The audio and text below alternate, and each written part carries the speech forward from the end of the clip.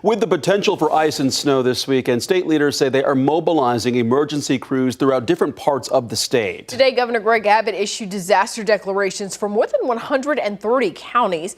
The governor says the northern two-thirds of the state, from the Panhandle down to San Antonio, could be hit the hardest. So state agencies are pre-positioning crews in those areas to respond if necessary. KVUE's Daniel Perot heard from state leaders today and joins us now live in North Austin to explain what they've said. Daniel.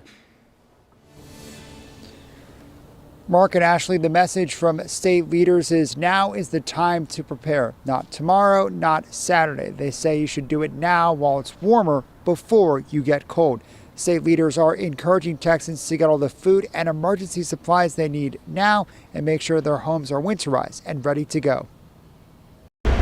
The goal is to make it through with no life lost. Texas preparing for a stretch of freezing weather that state leaders say could lead to icy roads, power disruptions, and dangerous conditions for vulnerable Texans. People would be making a mistake if they don't take it serious. It's been nearly 5 years since a 2021 winter storm overwhelmed the power grid, leaving Texans without electricity for days and killing hundreds. This storm is going to be more transient and is not going to be as long duration. Since then, state leaders and grid operators have taken steps to improve reliability during extreme cold.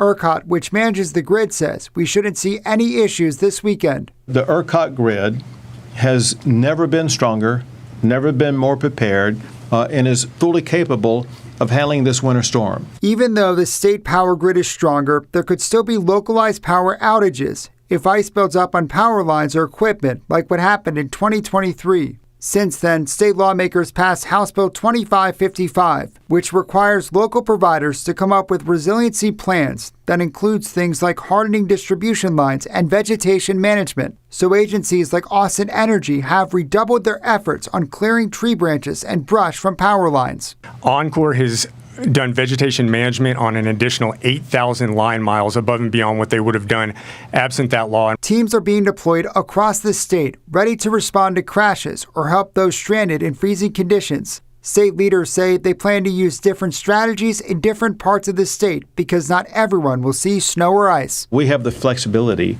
to respond to each type of situation to make sure that the local either residents or officials in those areas are going to have exactly what they need.